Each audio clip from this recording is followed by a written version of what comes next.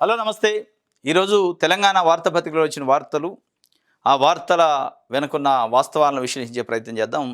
యథామామూలుగానే రోజువారీగా వార్తలు రాసేటట్టే దాదాపు తెలంగాణ, ఆంధ్రప్రదేశ్లో ఉన్న 2 తెలుగు రాష్ట్రాల్లోని పత్రికలు, టీవీ ఛానళ్ళు వాళ్ళు ప్రజలు ఏం చర్చించుకోవాలో వాళ్ళే ఒక ఎజెండాను ఫిక్స్ చేస్తారు. ఈ ఎజెండా ఎక్కడి నుంచి వస్తుందంటే రాజకీయ పార్టీల నాయకుల నుంచి వస్తుంది. రాజకీయ పార్టీల కోసం, రాజకీయ పార్టీ నాయకుల కోసమే పనిచేస్తున్న టీవీ ఛానళ్ళు, పత్రికలే చాలా ఉన్నాయి. అందుకే ప్రజా సమస్యలు బయటికి రావు, ప్రజలు కోరుకుంటున్న వార్తలు రావు. రాజకీయ పార్టీ నాయకులు కోరుకుంటున్న వార్తలు వస్తాయి. రాజకీయ పార్టీలు ప్రజల్లో ఏ చర్చ జరగాలో అది బయటకు వస్తుంది తప్ప ప్రజలు కోరుకుంటుంది చర్చలోకి రాదు. ఈరోజు గ్రామాల్లో మొక్కజొన్న పంట రైతులు ఉన్నారు తెలంగాణలో. మొక్కజొన్నలు ఆల్రెడీ కళ్ళాల్లోకి వచ్చినాయి. ఈ కొనుగోలు కేంద్రాలు పెట్టి ప్రభుత్వం ఏమనుకుంటుంది, 2400 క్వింటా మినిమం సపోర్ట్ ప్రైస్ ఉందో ఆ ధర కొనాలంటే ప్రభుత్వమే కొనాలి. ఆ ప్రభుత్వం కొంటదేమో మార్కెట్తోనని ఎదురు చూస్తున్నారు పాపం. మార్చి నెల నుంచి ఎదురు చూసి ఎట్లా ఏప్రిల్ ఫస్ట్ వీక్లో కొన్ని కొనుగోలు కేంద్రాలు నామమాత్రంగా పెట్టారు. ఆ పెట్టిన కొనుగోలు కేంద్రాల గురించి కానీ, పెట్టాల్సిన కొనుగోలు కేంద్రాల గురించి కానీ ఒక్క పేపర్ కానీ ఒక్క టీవీ ఛానల్ మాట్లాడలేదు. అసలు అది సమస్యే కాదు. ఇక మాట్లాడితే ఈ పార్టీని ఆ పార్టీ తిట్టుకుంది, ఆ పార్టీని ఈ పార్టీ తిట్టుకుంది, ఆయన అన్ని వేల కోట్లు తినడు, ఈయన ఎన్ని వేల కోట్లు తినడు, ఇదే రాస్తారు తప్ప ఈ వేల కోట్లు ప్రజలు దాదాపు 20 సంవత్సరాల నుంచి ఇంటనే ఉన్నారు. వేల కోట్లు, లక్షల కోట్లు తిన్నారని ఒక్క 1000 కోట్లు కూడా ఖజానాకు రావు. మనం కళ్ళతో చూసేది లేదు, ప్రజలకు వచ్చేది లేదు, ఒరిగేది లేదు. ఇదంతా టైం వేస్ట్ ముచ్చట. పేపర్లు, టీవీ ఛానల్కి మసాలా తప్ప ఆ తిన్న కోట్ల రూపాయలు ప్రజల ఖాతాల్లోకి వచ్చేది లేదు, అదే ప్రజల ఖజానాలకు రావు, మనం చూడం. ఇది ఎందుకు మరి సమస్య? ఎందుకు ప్రజల గురించి మాట్లాడరు? ఈరోజు మొక్కజొన్న రైతులు, అంతకుముందు మిగతా పంటలకు సంబంధించిన రైతులు, యూరియా సమస్య, రకరకాల సమస్యలు ఉంటే వాటి గురించి మాట్లాడినోడు లేడు. నిరుద్యోగుల సమస్య ఉంది, దాని గురించి మాట్లాడరు, దాని గురించి వార్తలు రాయరు. ఈరోజు మళ్ళీ అన్ని పేపర్లో ఇదే. రేవంత్ రెడ్డి గారు ఏం మాట్లాడిండు, రేవంత్ రెడ్డి గారు ఎవరిని తిట్టిండు, లేదా కేటీఆర్ ఎవరిని తిట్టిండు, లేదా ఇంకో పార్టీ బీజేపీ ఆయన ఏమన్నాడు, ఇవి రాశారు తప్ప దీంట్లో ప్రజల కోణం ఎక్కడిది? రాజకీయ పార్టీలు అసలు ప్రజల్ని తప్పుదోవ పట్టించే విధంగా వీళ్ళ వ్యాఖ్యలు, వీళ్ళ ఎజెండా. ఇటు బీఆర్ఎస్ కానీ, అటు బీజేపీ కానీ, కాంగ్రెస్ పార్టీ ప్రభుత్వంలో ఉన్న వాళ్ళు కానీ రైతుల గురించి, వాళ్ళ సమస్య గురించి మాట్లాడరు. ఇది గమ్మత్తు అనమాట. ఏదేదో మాట్లాడతారు. అసలు ఫ్యూచర్ సిటీ అట, ఫోర్త్ సిటీ అట, ఫార్మా సిటీ అట, నువ్వు అది చేసి, నువ్వు ఆడ కబ్జా చేసినావు, ఇది మీ కబ్జాలు మీది ఇదేనా ఇక మాట్లాడేది?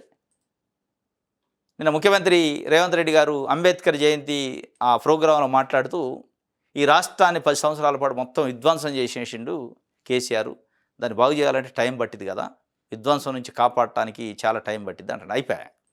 ఇప్పుడు పక్కన ఉన్న చంద్రబాబు నాయుడు గారు అదే అంటాడు, జగన్మోహన్ రెడ్డి విధ్వంసం చేసిండు అని. మరి మొత్తం విధ్వంసం చేసి వాళ్ళు ఉన్నప్పుడు వీళ్ళు అంటారు, వీళ్ళు ఉన్నప్పుడు విధ్వంసమే. ఈ 2 పార్టీలు విధ్వంసం చేసే పార్టీలకు ప్రజలు ఎందుకు ఓట్లేయాలి? ఈ విధ్వంసం చేసే పార్టీలు తప్ప, వాళ్ళ గురించి రాసే పత్రికలు, టీవీ ఛానల్ తప్ప ఇక ప్రజలకి వేరే అవసరం లేదా? వీళ్ళు ఉన్నప్పుడు వాళ్ళు విధ్వంసం అంటారు. జగన్మోహన్ రెడ్డి ముఖ్యమంత్రిగా ఉన్నప్పుడు, ఇక్కడ కేసీఆర్ ముఖ్యమంత్రిగా ఉన్నప్పుడు కాంగ్రెస్ విధ్వంసం చేసిందని నేనంటే, అక్కడ తెలుగుదేశం పార్టీ విధ్వంసం చేసిందని వాళ్ళు అన్నారు. ఇప్పుడు ఎక్కినోడు ప్రతి ఒక్కడు గతంలో చేసినోడు విధ్వంసం చేసిండంటే మరి బాగు చేసేదేవుడు? అసలు మీరైనా వాళ్ళైనా మొత్తం విధ్వంసం చేసేటోళ్ళు ఎందుకు మాకు అని ప్రజలు ఆలోచించాలి. ప్రజల గురించి మాట్లాడే నాయకుల్ని, ప్రజల గురించి మాట్లాడే పార్టీలని, ప్రజల గురించి మాట్లాడే పత్రికలు, టీవీ ఛానల్ ఆదరిస్తే ప్రజలు, అప్పుడు ప్రజా సమస్యలు బయటకు వస్తాయి. ఈరోజు మొక్కజొన్న సమస్య రైతులే ఉదాహరణ. పాపం పంట పండించారు, ఎకరానికి 40 క్వింటాలు. మీరు యూరియా ఇచ్చిన ఇయ్యపైన క్యూలో నిలబడి లాఠీ దెబ్బలు తిని, నైట్లలో పగులనక నైట్ అనక తిరిగి దానికి వాటర్ పెట్టుకొని పండించారు. పంట తీర దగ్గరకు వస్తే నేను 40 క్వింటాలు కాదు 25 క్వింటాలు, 26 క్వింటాలకి ఉంటా. అది కూడా మళ్ళీ నువ్వు సంచులు తెచ్చుకోవాలా. మా దగ్గర బస్తాలు లేవు, సంచులు లేవు, మా దగ్గర హమాలీలు లేరు, మా దగ్గర వెహికల్ లేదు, అంతా నువ్వు పెట్టుకో అంటే మొత్తానికి ఏంటంటే చేతులు ఎత్తేసే కార్యక్రమం అని చెప్పి, అంటే ఇష్టం లేని సంసారం చేస్తాను, ఇష్టం లేని పనులు చేస్తున్నట్టు ఉంది. ఇది కంప్లీట్గా రైతులు తీవ్రమైన ఇబ్బంది పెడతాను. దీంట్లో మళ్ళీ తేమ శాతం, దీంట్లో మళ్ళీ పైన వర్షాలు, వీటన్నిటి గురించి ఏ పత్రిక అయినా, టీవీ ఛానల్ కానీ అవసరం అంటే అవసరమే లేదు. రేవంత్ రెడ్డి గారు కేసీఆర్ని ఎందిచ్చిండు, లేదా కేసీఆర్ రేవంత్ రెడ్డిని ఎందిచ్చిండు. ఈ 2 ప్రధాన బ్యానర్ ఐటమ్లు. ఏంటి మనం దీని నుంచి నేర్చుకోవాల్సింది? అంటే ప్రజల చైతన్యం కావాలి. ఏ పేపరు, ఏ టీవీ ఛానల్ ప్రజల గురించి మాట్లాడుతుంది, ఏ పార్టీలు ప్రజల కోణంలో మాట్లాడుతున్నారు తెలుసుకోనంతసేపు ఇది ఇట్లే ఉంటుంది. ఇది ఈరోజు ఆంధ్రప్రభ పేపర్లో రైతుల గురించి ఒక వార్త రాసిండు. రెండో విడత రైతు భరోసా ఏది, గడువు ముగుస్తున్న కానరాని భరోసా, ఖరీఫ్ పెట్టుబడుల కోసం మళ్లీ రైతన్న అప్పుల బాట. ఇప్పుడు ఆల్రెడీ వానాకాలం పంట సీజన్ వస్తుంది. మే నెల అయిపోతే విత్తనాలు వేస్తూనే ఉంటారు. మే లాస్ట్ వీక్ నుంచి స్టార్ట్ అయింది. యాసంగికి ఇవ్వాల్సిన రైతు భరోసా ఇంక ఇవ్వలే. కేవలం 1 ఎకరానికి మాత్రమే మార్చి 22 రోజు ఇచ్చారు. దాని నుంచి కరెక్ట్గా 20 రోజులలో రెండో విడత రైతు భరోసా వేస్తాం. 1 ఎకరానికి ఇచ్చిన తర్వాత 2 ఎకరాల నుంచి 5 ఎకరాల రైతుల వరకు రెండో విడతలో 2650 కోట్లు రిలీజ్ చేస్తాం అన్నారు. 20 రోజులు అయిపోయింది. ఈరోజు 15, అంతకుముందు 7 రోజులు, 22 రోజులు దాటిపోయింది. ఏంటంటే దాని గురించి మాట్లాడినాడు. ఖజానాలో పైసలు లేవు, దాని గురించి రాసేటోడు లేడు, ఈనేటోడు లేదు, మాట్లాడేటోడు లేడు. ఏ పత్రికలో అయినా ఆంధ్రప్రభ రాసింది దాని గురించి. రైతు భరోసా ఏది రెండో విడత. మరి రెండో విడతకే లేట్ అయితే మూడో విడత ఎప్పుడైంది? ఏప్రిల్ నెలాఖరులో మూడో విడత అన్నారు. అది కూడా ఒక 2650 కోట్లు 5 ఎకరాల పైన రైతులు కొన్నారు. ఈ రెండు కలిపితే 5000 కోట్ల పైచిలిక అయితేనే ఎప్పుడు ఇస్తారో అసలు ఇస్తారా లేదా? మళ్ళీ మీకు నచ్చినప్పుడు ఇస్తే రైతుల పరిస్థితి ఏంటి? రైతులకు అవసరమైనప్పుడు వాళ్ళకి భరోసా ఇవ్వాలన్నా, మీకు అవసరమైనప్పుడు మీకు నచ్చినప్పుడు మీ దగ్గర పైసలు ఉన్నప్పుడు ఇస్తే దాన్ని ఏమంటారు? కాబట్టి ఇప్పటికైనా ప్రభుత్వం ఆలోచించి, పొద్దున్నలైతే రాజకీయాలు విమర్శలు తప్ప అసలు మనం ఏం చేస్తున్నాం, రైతులకు ఇచ్చిన హామీ ఏంటి, నల్గొండ బహిరంగ సభలో నేను చెప్పింది ఏందని ముఖ్యమంత్రి గారు ఆలోచించాలి. మున్సిపల్ ఎన్నికలైన నెక్స్ట్ డేనే రిలీజ్ అయితే అన్నాడు. అది అయిపోయింది. అది అయిపోయిన తర్వాత కూడా మార్చి వరకు లేదు, దిక్కు లేదు, దివానం లేదు. మార్చిలో ఇచ్చిందన్న మాట మీద నిలబడి మళ్ళీ ఇస్తారంటే అది లేదు. రైతు రుణమాఫీ అదే పరిస్థితి, రైతు భరోసా అదే పరిస్థితి, గ్యారంటీ లేని వ్యవహారం, తప్పులు తడకలు, సగం సగం చేయటం. ఇప్పుడు ఈ భూభారత్ అదే పరిస్థితి, సాదా బైనామా అదే పరిస్థితి, రైతు సంస్థలతో అప్లికేషన్ తీసుకుందా అదే పరిస్థితి. ఇవన్నీ సగం సగం సగం చేసుకుంటూ పోతారు. మిగతా సగం ఈ కాళ్ళ చెప్పులు ఎరిగేదాకా తిరగటం. అంటే వీళ్ళ కమిట్మెంట్ ఉందా లేదా, అసలు అనుభవం ఉందా లేదా, అవగాహన ఉందా లేదా, అర్థమవుతుందా లేదా తెలవట్లేదు. ఇప్పటికైనా ప్రభుత్వం ఆలోచించాలి. రెండో విడత రైతు భరోసా సంబంధించి ఎప్పుడు వేస్తారు అనేది. రైట్. 850 లోక్సభ సీట్లు అట రాష్ట్రాల్లో 815, యూటీల్లో లాంటి కేంద్ర పాలిత ప్రాంతాల్లో 35కు మించకుండా స్థానాలు పెరుగుతాయట. 2011 జనాభా లెక్కల ఆధారంగానే పునర్విభజన. చట్టసభలో మహిళలకు 33% కోటా కల్పించడం, లోక్సభ స్థానాలను పెంచడం కోసం 3 కీలక బిల్లులు పెడతారట. 3 రోజుల పాటు ఈ లోక్సభ ప్రత్యేక సమావేశాలు పార్లమెంట్ చేస్తున్నారు. 16, 17, 18. దేనికోసం అంటే డీలిమిటేషన్ అట. 543 ఎంపీ స్థానాలు ఉన్నాయి ఇప్పటికీ మొత్తం దేశవ్యాప్తంగా. దాన్ని 850కి తీసుకెళ్తారట. దాంతోపాటు మహిళలకి చట్టసభల్లో 33% రిజర్వేషన్ కేటాయిస్తారు. అసలు ఇదంతా ఒక జంతర్ బంతర్ లెక్క ఉంది చూస్తుంటే. మహిళలకి 33% రిజర్వేషన్ ఇవ్వటం సంతోషించాలి, దాంట్లో డౌట్ లేదు. దీన్ని అడ్డం పెట్టి సీట్లు పెంచే కార్యక్రమం చేస్తున్నారు అనేది ఇండియా కూటమి ఆరోపిస్తుంది. ప్రజల నుంచి కూడా చాలా మేధావుల నుంచి ప్రశ్నలు వస్తున్నాయి. ఈ ప్రశ్నకి ఎవడు సమానం చెప్పడం? ఇప్పటికే పేపర్లు, టీవీ ఛానల్లో 2 వారాల నుంచి దీనిపైన పెద్ద ఎత్తున చర్చ జరుగుతుంది. అసలు ఏ పద్ధతిలో పెంచుతున్నారు, సీట్లు ఎవరు పెంచమని అడిగారు, ఈ పెంచేదానికి ఎవరు ఒపీనియన్ తీసుకున్నారు, ప్రజల ఒపీనియను, రాజకీయ పార్టీల ఒపీనియన్ ఏంటి క్రైటీరియా అంటే లేదు మేము పెంచేస్తున్నాం ఆల్రెడీ అని నిన్న అనౌన్స్ చేసేసారు. ఇక దీనికి ఒక లింక్ ఏం పెట్టారంటే మహిళా రిజర్వేషను. మహిళలకు రిజర్వేషన్ ఇస్తారంటే వద్దంటారా? ఎవడు వద్దండు? మహిళలకు రిజర్వేషన్ అనే ఒక అడ్డం పెట్టి, మహిళా సెంటిమెంట్ని పెట్టి నువ్వు సీట్లు పెంచే కార్యక్రమానికి నాంది పలికిన. మహిళల కోసం చేసినట్లు లేదు ఇది. నీ సీట్లు పెంచే ఒక దొంగ పని కోసం దీన్ని నాకు అడ్డం పెడతాను. సీట్లు పెంచండి, దానికి ఒక ప్రామాణికత ఉండాలి కదా, శాస్త్రీయత ఉండాలి కదా. రాజకీయ పార్టీలు ఉన్నాయి కదా దేశంలో, వాళ్ళతో చర్చించాలి కదా. ఏది లేదు.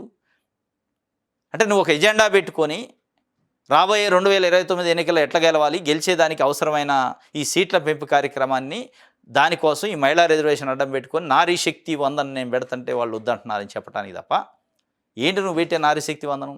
నిన్న చంద్రబాబు నాయుడు గారు, పక్క రాష్ట్ర ఆంధ్రప్రదేశ్ ముఖ్యమంత్రి చంద్రబాబు నాయుడు గారు ఎన్డీఏ కూటమి భాగస్వామ్య పక్షం వారికి సంబంధించిన 17 మంది ఎంపీలు మద్దతు ఇస్తేనే ఈరోజు ప్రధానమంత్రి కుర్చీలో మోడీ గారు కూర్చుంటాడు.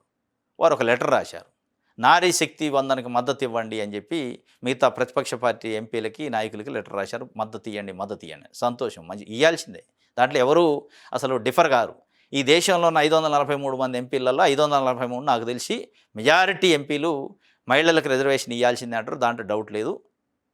కానీ ఆ ఇచ్చే మహిళా రిజర్వేషన్లో బీసీల పరిస్థితి, బీసీల కోట అయింది అనేది అడగాలి కదా. మాది బీసీల పార్టీ అంటాడు తెలుగుదేశం పార్టీ. మాది బలహీన వర్గాల పార్టీ అని 45 సంవత్సరాల నుంచి అదే బలహీన వర్గాలతోనే, అదే బీసీలతో జెండా మోపిస్తారు. ఏ రోజు ఒక బీసీ అందులో ముఖ్యమంత్రి కాలే ఆ పార్టీ నుంచి అధికారంలోకి వస్తుంది. ఏ రోజు ఆ పార్టీ నుంచి ఒక బీసీ జాతీయ అధ్యక్షుడు కాలే.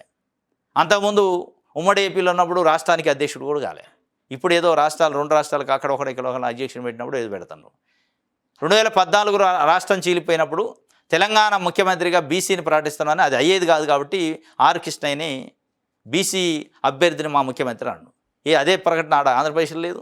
అంటే అక్కడ అయింది కాబట్టి అక్కడ ఆయన చంద్రబాబు నాయుడు గారు ముఖ్యమంత్రి, ఇక్కడ కాన్ దానికి ఒక పేరు పెట్టి ట్యాగ్ చేసి వదిలేయాలి. ఇది మీ బీసీ నినాదం. నిజంగానే మీది బీసీ పార్టీ అయితే, మీరు నిజంగానే బలహీన వర్గాల పార్టీ అయితే బీసీలను ఎంతో ముందుకు తీసుకొచ్చినాం అంటున్నారు. మేము ఆయన నాయకుడిని చేసినా ఈయన నాయకుడిని చేసిన, నువ్వు చేసేది ఏంటి? 56% పైగా బీసీలు ఉన్నారు ఈరోజు 2 తెలుగు రాష్ట్రాలు. వాళ్ళ నాయకులు చేసుకోలేరా? 5% లేని చంద్రబాబు నాయుడు గారి కమ్యూనిటీ బీసీల నాయకులు చేస్తాట. బీసీల నాయకులు కాలేరు. మీరు నాయకులు చేస్తే అవుతారు. నిజంగానే బీసీల నాయకులు చేశారు. ఆ నాయకులకి రిజర్వేషన్ ఇచ్చేదానికి ఎందుకు లెటర్ రాయారు? నారీ శక్తి వందనకు మద్దతు అని రాశారు కదా. ఆ నారీ శక్తి వందన 33%లో బీసీల కోటా అయింది, వాటా అయింది అనేది అడిగారా మీరు? మాది బీసీల పార్టీ, మా బీసీల గొంతుక, మోడీ నీ సంగతి ఏది, నీ కుర్చీ ఉంచాలా గుంజాలా? బీసీలకి ఓబీసీలకి పార్లమెంట్లో పెట్టండి రిజర్వేషన్ సంగతి ఏంటో చట్టసభలో అని అడగొద్దా? అడగరు. అంటే మీ బీసీల పార్టీ నీతి ఏంది? మీ బీసీల పార్టీ అనుకున్న ఎజెండా అయింది. ఇది కేవలం జెండాలు మోపించడానికి బీసీ పార్టీ అని చెప్తారు తప్ప వాళ్ళకి సీట్లు ఇవ్వడానికి, వాళ్ళకి చట్టసభలో రిజర్వేషన్ ఇవ్వడానికి కాదు అనేది స్పష్టంగా అర్థమవుతుందని ఈరోజు బీసీ సమాజం మాట్లాడుకుంటుంది. కనీసం ఆ తెలుగుదేశం పార్టీలో ఉన్న బీసీ నాయకులైనా కనీసం చంద్రబాబు నాయుడు గారి పైన ప్రజలు తెచ్చి మోడీ గారికి ఒక ఉత్తరం రాపేయండి. ఇది సందర్భం ఇంతకంటే మించి రాదు. బీసీలకి చట్టసభలో రిజర్వేషన్ ఇవ్వడానికి చంద్రబాబు నాయుడు గారి చేతిలో ఈరోజు ఆయుధం ఉంది. వారు మద్దతు ఇస్తేనే మోడీ ప్రధానమంత్రిగా ఉంటాడు, లేదంటే దిగిపోవాల్సి వస్తుంది. ఇదే సందర్భంలో అదును చూసి కొట్టేస్తే నిజంగానే బీసీల పార్టీ అయితే, ఇక లేదంటే మీది బీసీ పార్టీ కాదు. మీరు బీసీల గురించి జపం చేసే ఉత్తమ మాటలు చెప్పే అర్హత కూడా కోల్పోతారు. ఇది ఇక మరి దీనికి అసలు మహిళా రిజర్వేషన్ లింక్ పెట్టి డీలిమిటేషన్ ఎందుకు పెట్టాలి? మహిళా రిజర్వేషన్కి డీలిమిటేషన్ లింక్ అవసరం లేదు. ఇప్పుడు ఇండియా కూటమి నాయకులు మిగతా ప్రతిపక్ష పార్టీలు ఏమంటున్నాయంటే మహిళా రిజర్వేషన్ మొదలు పెట్టండి. ఇప్పుడు మహిళా రిజర్వేషన్ పెట్టాలంటే 850 సీట్లు కావాల్సిన అవసరం లేదు. ఇప్పుడున్న సీట్లకు కూడా పెట్టచ్చు, తప్పేముంది? 543లో 33% ఇవ్వండి. దాని తర్వాత సీట్లు పెరిగితే అదే రేషియోలో వాళ్ళకి 33% వస్తాయి. ఆ ఇచ్చే 33లో బీసీల కోటా వాటా అయిందో చెప్పండి. ఇది చెప్పరు. అంటే అసలు వీళ్ళు ఇంటెన్షన్ మహిళలకి ఇవ్వటం కోసం కాదు.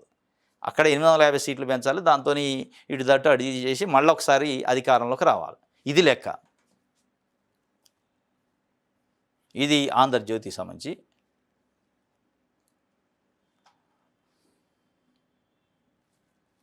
రైట్, ఈనాడు చూద్దాం.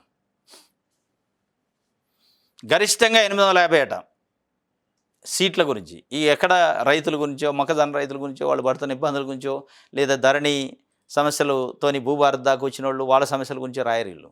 850 సీట్లని ఆయన ఒక ఢిల్లీలో చెప్పిండి. ఇదే పెద్ద వార్త. అయితే ఏంటి 850 సీట్లు? దీంట్లో ప్రజలేంటి? ప్రజల ఓటా అయింది, ప్రజల కోటా అయింది, ప్రజల అభిప్రాయం ఏంటి? ఏది లేదు.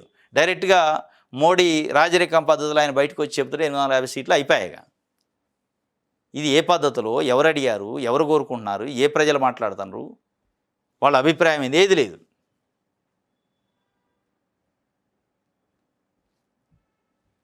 రైట్,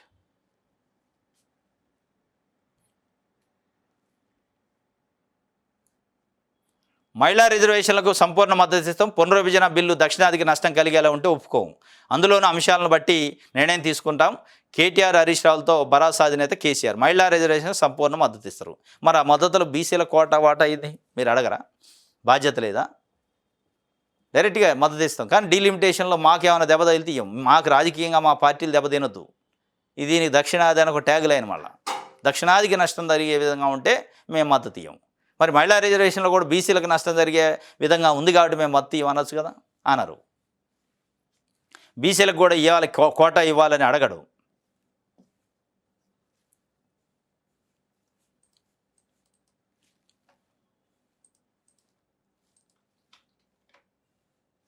రైట్, ఇది ఒక వార్త. దిశ పేపర్ చూద్దాం.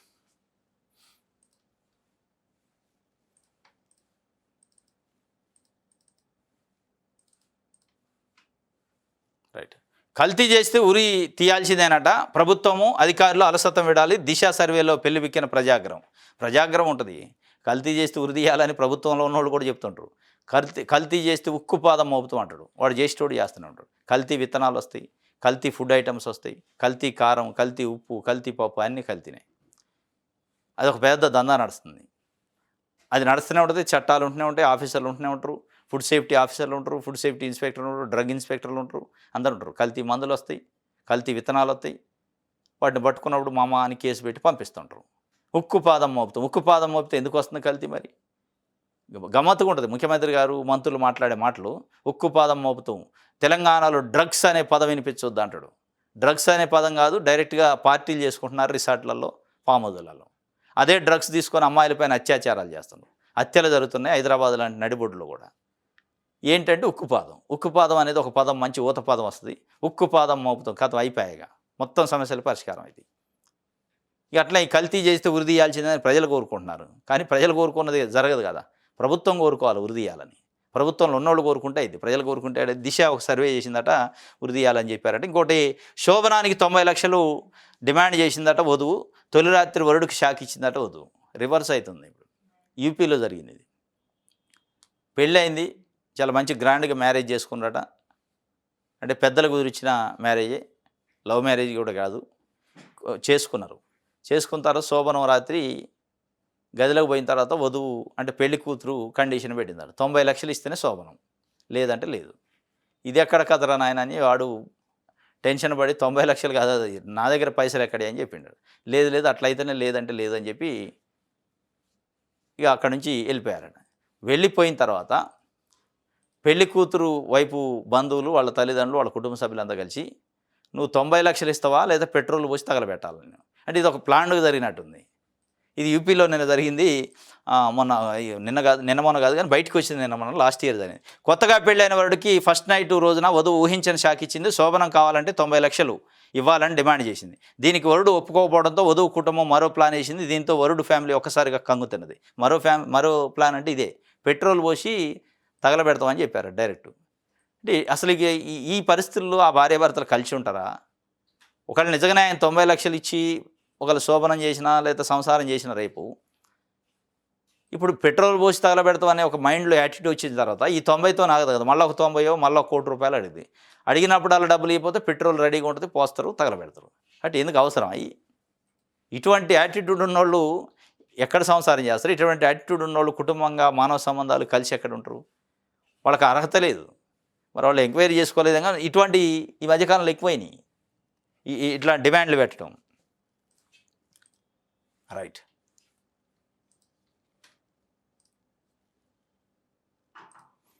ఇది దిశకు సంబంధించి. వెలుగు పేపర్ చూద్దాం.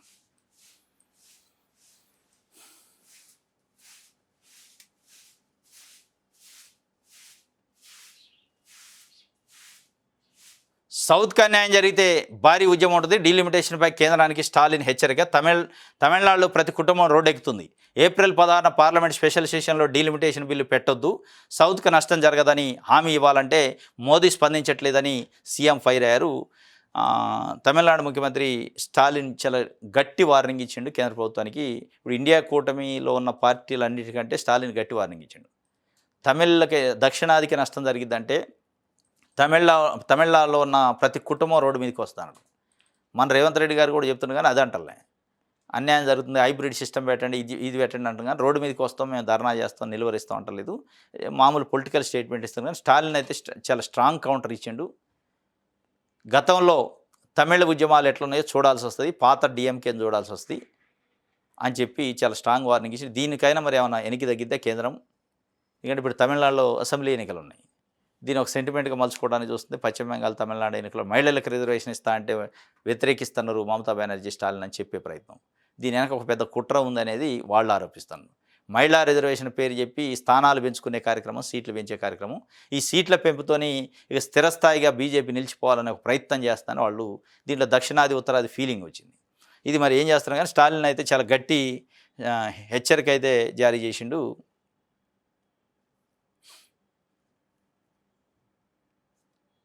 రైట్, ఇది వెలుగుకు సంబంధించి. విజయక్రాంతి చూద్దాం. వితండవాదన హైబ్రిడ్ ప్రకారం నియోజకవర్గాల పునర్విభజన ప్రపంచంలో ఎక్కడా లేదు. రాష్ట్రంలోని ఇదే విధానాన్ని పాటిస్తారా? ఆదిలాబాదు, మహబూబ్నగర్లో సీట్లు తగ్గి జీహెచ్ఎంసీ పరిధిలోనే పెరుగుతాయి కదా.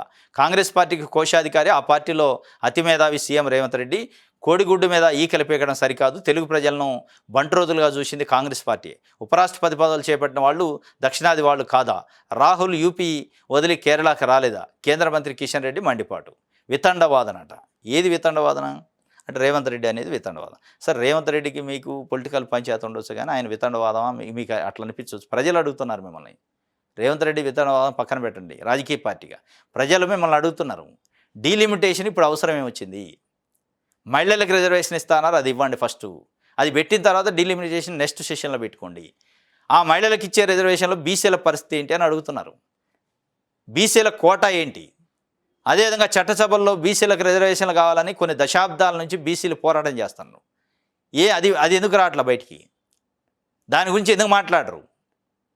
ఇచ్చే మహిళా రిజర్వేషన్లో బీసీ కోటా ఏంది, మొత్తం బీసీలకి చట్టసభలో రిజర్వేషన్ ఏంది? ఈ అంశాలు మాట్లాడకుండా లేని డీలిమిటేషన్ పట్టుకొచ్చి, అడగని డీలిమిటేషన్ పట్టుకొచ్చి వితండవాదం అంటే అడిగిన వాళ్ళని ప్రజలు అడుగుతున్నారు ఈరోజు ఆ బీసీల పరిస్థితి ఏంటని. అది చెప్పండి మీరు. ఆయన వితండవాదం మీ వితండవాదం పక్కన పెట్టి కిషన్ రెడ్డి గారు చెబుతున్నారు వితండవాదం రేవంత్ రెడ్డి హైబ్రిడ్ సిస్టమ్ ఎక్కడైనా ప్రపంచంలో ఉందని.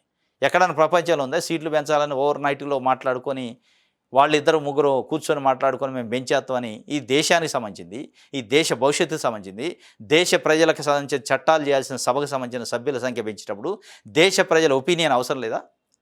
దేశంలో ఉన్న ప్రజల అసలు వాళ్ళ అభిప్రాయాన్ని తీసుకునే అవసరం లేదా? రాజకీయ పార్టీల అభిప్రాయం తీసుకునే అవసరం లేదా? అమిత్ షా గారు మోడీ గారు ఇద్దరు కూర్చొని ఒక ఏకాంత చర్చలు పెట్టి పెంచేద్దాం, ఎక్కడ ఇది పెంచేద్దాం అంటే వాళ్ళిద్దరు ఎస్టేట్ ఇది ఏమన్నా? ఇది ప్రజల సంబంధించి కొన్ని దశాబ్దాల పాటు మళ్ళీ చట్టాలు చేయాల్సింది దేశం కోసం. చట్టసభ సభ్యులను ఎన్నుకోవాల్సిన ప్రజలకు తెలవద్దా? ఏ పద్ధతులు పెంచుతున్నారు, దీనికి ఏం క్రైటీరియా, ఎక్కడెక్కడ ఎట్లా పెరుగుతున్నాయి, అసలు ఇది ఎవరు అడిగారు, దీంట్లో మిగతా సామాజిక వర్గాల పరిస్థితి ఏంటి? ఇది ఎక్కడా లేదు. అమిత్ షా గారు మోడీ గారు ఇద్దరు కూర్చొని డిస్కస్ చేసి పెంచేద్దాం, అయిపోయాయి. వాళ్ళిద్దరు సొంత ఆస్తి అన్నట్టు. ఇక మరి అదేంది? మరి ఇది వితండవాదం అయితే, అడిగేటోడు వితండవాదం అయితే చేసేటోడు ఏంటి? ఇది వెలుగుకు సంబంధించి